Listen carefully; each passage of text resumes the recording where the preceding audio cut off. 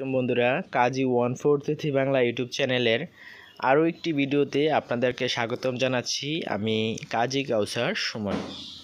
বন্ধুরা, আজকে আমি যে ছাগলের সম্পর্কে আলোচনা করব সেটি হচ্ছে এই ছাগলটি হচ্ছে একটি পিওর ব্ল্যাক বেঙ্গল জাতের ছাগল।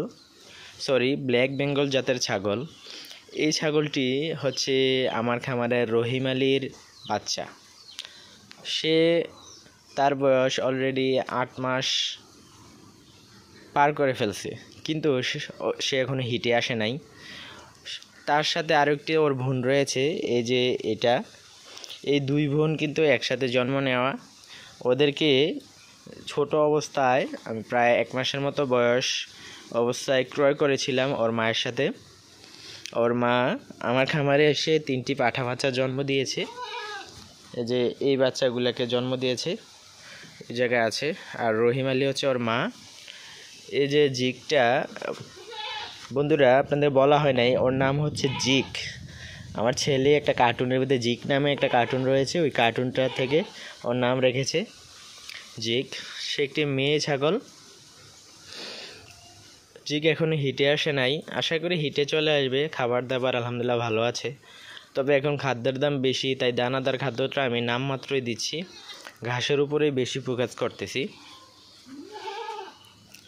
আর ওকে আশা আছে আমার খামারে রেখে দেব, ওকে বিক্রি করব না।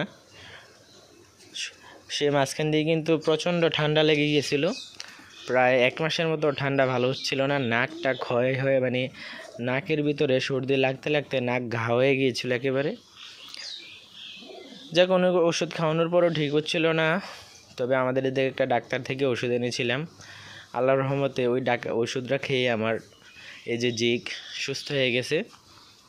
ওই ওষুধটা সম্পর্কে অবশ্য আমি আমার চ্যানেলে ভিডিও দিয়েছি, আপনারা পুরাতন ভিডিওগুলা দেখলে হয়তো বা পেয়ে যাবেন। জিকের বয়স প্রায় 8 মাসের মতো হবে। সেই খাবার দাবার খাচ্ছে, খাবার দাবার খেয়ে আলহামদুলিল্লাহ আজকে পেট ভরে ফেলছে, কিন্তু এখনও হিটে আসার নাম নাই। বন্ধুরা, আমরা তো অনেকে জানি যে ছাগল খামারে ছাগল 6 মাসে হিটে চলে আসে।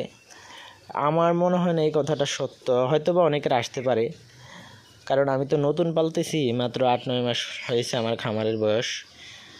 হয়তো বা আমি এখন অনেক কিছু জানি না, আসলে অনেক কিছু আমি জানি না। আমি যাই জানি আপনাদের কাছে শেয়ার করতেছি, শেখার চেষ্টা করি আপনাদের সাথে নিয়ে। আমার তো এটা 8 মাসের উপরে হয়ে গেছে বয়স, সে এখনও হিটে আসে নাই, ওর বোনও কিন্তু হিটে আসে নাই। ঠিক আছে, এই হচ্ছে কাহিনী। জিক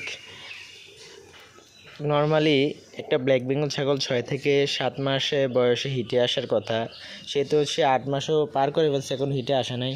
তবে ইনশাল্লাহ আশাবাদী প্রথমবার হিটে চলে আসবে। হিটে আসলে ওকে ব্রিড করাবো। তবে সমস্যা হচ্ছে আমার যে ছাগলটা ওই পাঠাটা অনেক লম্বা, আর এটার সাথে দাঁড়াইলে এটা পাঠাটার হাঁটুর নিচে পড়ে থাকে, তাই ওই পাঠা দিয়ে কিন্তু এটাকে প্রজনন করানো সম্ভব হবে না। আর এত বড় পাঠা দিয়ে এটাকে প্রজনন করা ঠিকও হবে না আমার মনে হয়। অনেকে বলে যে দেশি ছাগলের সাথে বড় পাঠা দিয়ে ব্রিড করাইলে ভালো, তবে এটা পুরাতন ছাগলগুলোকে করলে ভালো, যেহেতু এটা নতুন তৈরি হয়েছে। সে হিটে আসলে কিন্তু বড় পাঠা দিয়ে ব্রিড না করানোই আমার মতে ঠিক হবে না। আমি ওকে ব্ল্যাক বেঙ্গল ছাগল দিয়ে ব্রিড করাবো। আমার যেহেতু ব্ল্যাক বেঙ্গল পাঠা নাই, তবে আমাদের গ্রামে কয়েকজনের কাছে ব্ল্যাক বেঙ্গলের পাঠা আছে, চেষ্টা করব ওনাদের কাছে নিয়ে ব্রিড করিয়ে আনার জন্য। তবে আমাদের এদিকে একটা সমস্যা, সবার নিজস্ব পাঠা পালন করে, কেউ কাউকে বীজ দিতে চায় না, টাকা দিলেও বীজ দিতে চায় না। অনেক আছে যে বীজ দিয়ে ব্যবসা করে, তবে আমাদের গ্রামের খামারিরা ওরা কেউ কাউকে বীজ দেয় না। আর একটা আছে প্রফেশনালি বীজ দেওয়ার জন্য একটা খামার, তবে ওই খামারে বড় বড় পাঠা, এই পাঠা দিয়ে এটাকে বীজ দেওয়া সম্ভব হবে না। তাই আমি চেষ্টা করতেছি সে হেঁটে আসলে আমার পরিচিত যে অন্যান্য ব্ল্যাক বেঙ্গল পাঠাযুক্ত যে খামারগুলো আছে, ওইগুলা থেকে একটা পাঠাকে ব্রিড করানোর জন্য খামারের সাথে যোগাযোগ করে খামারিকে কোনো রকমে রাজি করিয়ে ইনশাল্লাহ বীজ দিব। বাকিটা আল্লাহ জানে। তবে সবার আগে তো ওকে হিটে আসতে হবে। ওর তো কোনো গ্রোথ নাই, তবে সে কিন্তু ছোটোবেলা থেকে আমাদের এখানে আছে, তাই সে আমাকে খুব ভালো চিনে। আর ওকে আমি যখন থাকি আমার কাছে চলে আসে, যে দেখেন আমি ওকে আদর করতেছি, কোনো নড়াচড়া নাই, কিছু নাই, মানে খুব সুন্দরভাবে ভালোভাবে আদর খাচ্ছে। আর সে তার থাকার ঘরে দরজায় এসে দাঁড়িয়ে আছে। আমি ওদের জন্য একটা খোয়ার তৈরি করেছিলাম বড় করে, ওটার ভিতরে ছেড়ে রাখবো, কিন্তু ছেড়ে রেখে দেখি তো ওরা খুবই কষ্ট পায়, একজন আরেকজনকে গুঁতো মারে, এই সমস্যার সম্মুখীন হয়। আজকে তাই কালকে প্রায় 600 টাকার মতো খরচ করে একটা লোক রেখে 600 টাকা বেতন দিয়া নিজস্ব বাস দিয়ে প্যারেক দিয়ে নিজে সহ আমি আমার আম্মু সহ 3 জন মিলে ওইটা তৈরি করেছিলাম। আজকে রাগ করে পুরোটাই ভেঙে একবারে খুলে ফেলে দিছি ছাগলগুলো, কারণ কষ্ট পাচ্ছে, ওরা থাকতে পারে না, খাবার ঠিক মতো খেতে পারবে না। যা এভাবে যে বেঁধে পালতাম আলাদা আলাদা করে, এভাবে আলাদা আলাদা করে বেঁধেই পালবো।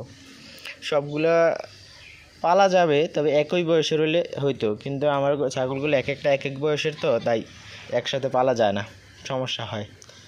যাক 600 টাকা গেল, সব মিলিয়ে প্রায় 700-800 টাকা খরচ হয়েছে, গেল, যাক সমস্যা নেই, শিক্ষা একটা পাইলাম। আর আপনাদেরকেও শেয়ার করলাম, আপনারা একই রকমের বয়সের হলে আপনারা একই সাথে খোয়ারে ছেড়ে রাখতে পারবেন বা বেড়া দিয়ে বাউন্ডারি করে ছেড়ে রাখতে পারবেন। তবে বিভিন্ন বয়সের একসাথে রাখলে ওরা মারামারি করবে, ছোটোগুলা খেতে পারবে না, অসুস্থ হবে। সো বন্ধুরা, আজ এই পর্যন্তই, সকলে ভালো থাকবেন। আসসালামু আলাইকুম।